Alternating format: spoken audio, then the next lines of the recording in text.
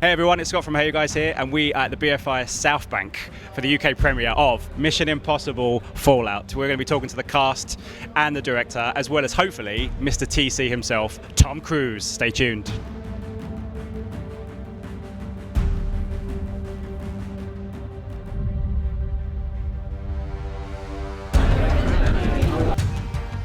I mean, it must be visually stimulating to see yourself as Superman, but then seeing yourself do all these amazing stunts up there with Tom in helicopters on your IMAX. I mean, that must be an equally amazing thrill, but a very different kind of thrill.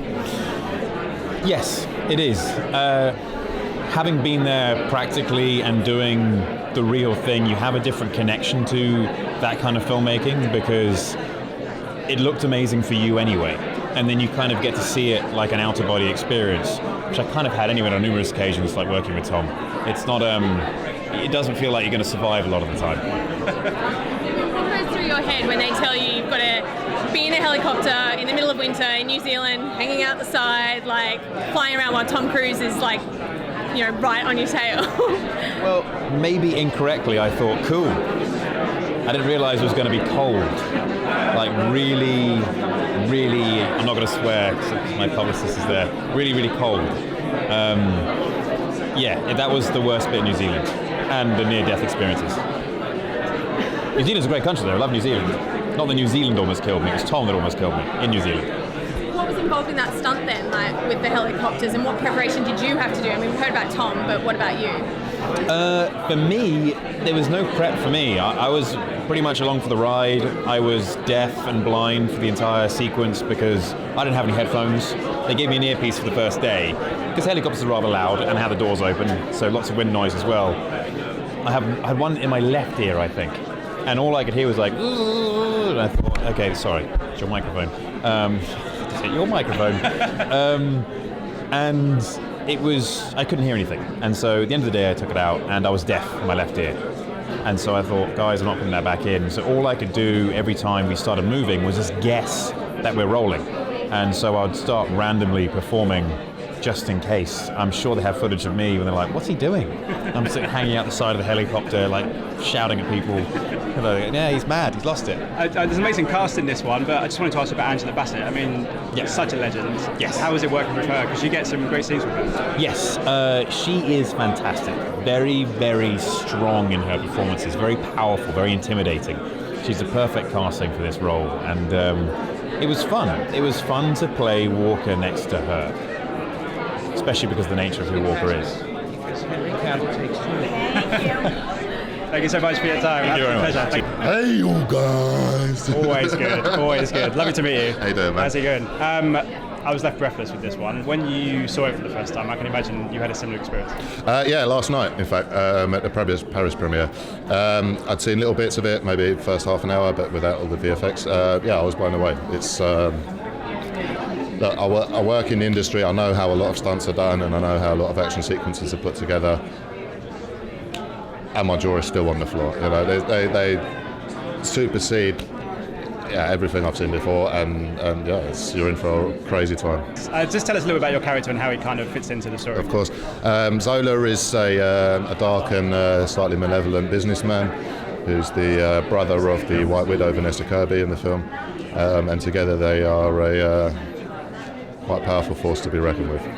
What's it like to be in, I mean, it's a great cast anyway, but when you've got Tom at the top of it, I mean, to see him doing what he's doing, and not just that, but also as a producer, how enthusiastic he is about the movie and the franchise, it must be so infectious. Look, he turns up every day, cracks the whip, come on guys, let's go.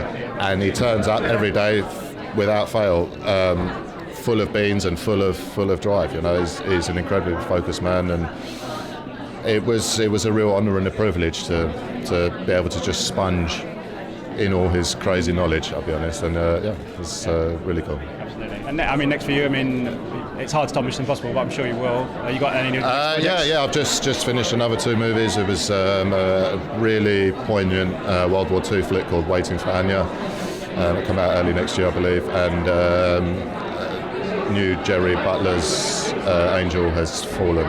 franchise. Of course. Big franchise, that one as well. Yeah, so so it was had a part in that too. Hi Rebecca, Scott from HeyUGuys. Lovely to see you. Lovely to see you. Congratulations on the film. Saw it yesterday. As an asthmatic, I had a lot of trouble catching my breath. Really? Holy No, but moly! it's nice to say. Did you have your medicine with you? I did. Okay, good. But it was worth it. How many puffs did you have to take? A couple. Yeah? A couple. Especially the Does that happen? vertigo. Does that happen when you get Sometimes, excited? yeah, sometimes. My son had like child asthma when he was young. This one pushed to the limit, so but in a good way. Okay, in a good. In a good way. Next time I'll bring an oxygen mask. Please for do. you. Ilsa Faust is such a fascinating character. You get to kind of revisit her in this, and we learn a little bit more, but we still don't know quite enough about her. It must be fantastic to have such an intricate character and to revisit her as well. I think also that is one of our main sort of, not strategies, but for me to find her interesting. We've had these discussions is to go into the vulnerability of her as well, which we kind of did in this film as well, and her reaction when Michelle's character appears as well. But to constantly have the mystery of where is she? Will she turn? Is she on the good side or dark side? Kind of like Ethan in this film as well. Everyone seems to balance darker and lighter sides. Yeah. There's a quote that I said to Simon earlier about I find it best not to look. Was that the same for you when you saw Tom in the helicopters shooting around Paris? We try not to, and I know we were sitting. Did you talk to Simon? I did this morning. Did he tell you about the lambs? We were sitting with little lambs drinking coffee. No. And we were relaxing in between our own takes, and then all of a sudden we look up, and Tom literally is doing the drop, the fall, and we had no idea, and we thought, oh my God, well he's dead. Who's going to take over the franchise? You or me? Bet is on. Flip a coin. Flip a coin. Thank you so much for your time. Thank you so Pleasure. much. So I guess the first question is, when you go into a sixth movie, you always want to top the next one. But I guess when you've got someone like Tom, he's always kind of 2 steps ahead, isn't he? Well, the idea was to top the last film, and that was scary, having worked on the last one. And I think we overshot maybe a little bit this time. So there's not much left. Yeah. But Tom's always trying to push the envelope. No one's ever done this in film is this phrase that is said often and early in all the planning, and trying to do something that is going to be exciting visually and is going to be bigger than the last one, and hopefully in camera. That's the other goal. That's the mission formula. I think we've been able to build on that. So in a way, it's kind of getting larger. I don't know. We might need a longer movie next time.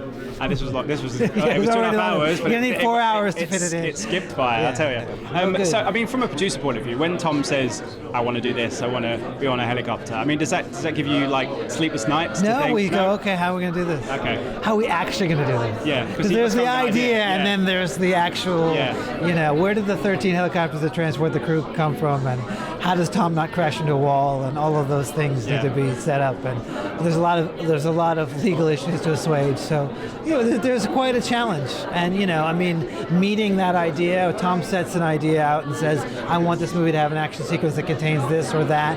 That's the challenge, and we have fun with it too, where we kind of go, wait, we could get him to do this, and he never says no. So I think the other thing, I mean, the cast was saying that because he does so much and because he kind of sets the plate, if you like, he wants them to do a lot of the stuff, and they come prepared that they're going to have to do stuff. Simon does his own stunts. Everybody gets involved Ving in this does one. his own stunts. No, there's real emphasis on the team, at least on the 2 missions that I've worked on. There's been an emphasis on the team and everybody, and actually there's a lot of pressure to kind of make, to pass out to all your children all enough to do, and so who gets the most dialogue, who gets the most action, and to change the characters. There was a running joke that Benji never wore masks, so in this movie he gets to wear a mask more than once. I won't give too much away, and he had a lot more dialogue. Ving gets to have sort of the emotional scenes in this movie, and then Rebecca's always kicking butt. So but hopefully there's enough. And Tom tries to bring everybody up to a higher level, and I'll let audience decide whether they have, but I think so. I guess the next one is to shoot him into space. I was saying that, but to do that practically is much harder than I would like to do. I'm trying not to think about it, to be honest. I'm sure he'll come up with something. It usually starts with a location. Like someplace really dangerous, like a cliff that looks like whatever, and then we go, oh yeah. Or a helicopter flying by. We'll see what happens. Thank you. Hi Tom, Scott from HeyUGuys. Lovely to meet you. Let me ask you about this incredible helicopter sequence, which is just, I mean, it's phenomenal. It's something you've been prepping for a long, long time. Why was now the perfect time to do it, and how difficult was it for you and for the crew to be in amongst that? that helicopter sequence was I trained for a year and a half beforehand. It's something that I've wanted to do in a movie, and Chris and I had talked about, Chris McQuarrie. And it was the perfect time. And it took a lot to figure it out. It took, we went to New Zealand because they're essentially the only country that would allow us to do what we wanted to do. They had the proper landscape. We had to develop camera rigs. I had to get my skill level up to a place where I could get competent enough to do some of those maneuvers and do all of those maneuvers, and it was just really interesting. It was, when you're there's times, I'm flying formation with the other helicopters. It's filming us. I'm right on Henry Cavill's helicopter, right on his tail, the rotor blades are literally feet off the rocks, and sometimes I'm just a couple of feet off his tail rotor. So it was very exciting. Yeah, it was very exciting. Thank you so much. Absolute pleasure. Thank you. Appreciate it. Thank you.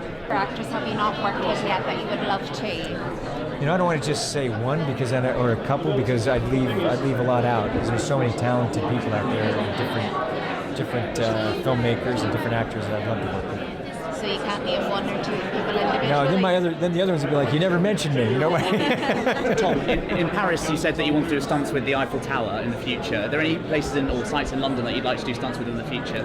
Well, look at all the places that we've done in London. I love shooting here. We've been on the tops of buildings and run across tracks, and I think there's still some stuff that I really want to explore here. Thank you. You haven't been here very long, and it's probably a flying visit, but is there anything that you love to do while you're in London? Yeah, I love to just hang out here in London. I love the parks. Yeah. There's lots of great restaurants. I love going to museums. I have a lot of friends here. So, I've made so many movies here. I've basically lived here for 5 years on and off. So, Did you do anything nice for your birthday a few weeks? Finished my movie. Oh, okay. Literally finished the movie. So you're not tired of London yet? Never. No, this is a beautiful city. It's gorgeous. I love working here. Thank you very much, Tom. I love working here. I love living here. Thank you. Fantastic movie. I mean, my goodness. When you came to prep this one, how long did it take? And was it difficult to try and find something to top the last one? Darn good question. We did not have a lot of time to prep it. We dove right in, and so we were prepping as we were going. In fact, I was scouting before I was writing the screenplay. And as far as topping anything, I decided after Rogue Nation not to even try. It was really, you just want to make a movie that's worthy of the franchise, and if you don't think about it too much, it sort of finds its own thing. And I think this movie, it may not have a stunt like The Burj, but in terms of the overall action and in terms of the things that Tom is doing practically, it's completely unique. I can imagine as a writer, you're always trying to come up with things. When you've got someone like Tom who's like, hey, Chris, I want to do this with a helicopter or this with Paris. I mean, you have quite a palette to go from already, let alone yourself, Yeah, oh yeah, and it's great because, when you're working on a Mission Impossible movie, you just have to think something up, and there's a bunch of guys who will get their slide rules out and tell you how to do it. Is there a seventh one? I mean, is there something? Are you happy to do a third one if the call came? Or when I did the fifth one, I said I feel bad for the guy who's doing the sixth one, and now I feel really bad for the guy doing the seventh one. So it'll probably be you. After the responses come out, it's so intimidating to even think about that. I got to take a nap. Yeah. It's probably a good one. Since you've been working for a good, I guess, longer on this movie than any movie before, given Tom's injury. Yeah. This was an epic. Yeah. Breaks well earned. It's a fantastic movie. Thank you so much for your time. Absolute pleasure. Thank you so much. So that's it from the UK premiere of Mission Impossible Fallout. Head over to HeyUGuys.com to check out all our interviews and junket interviews with the stars on the website right now.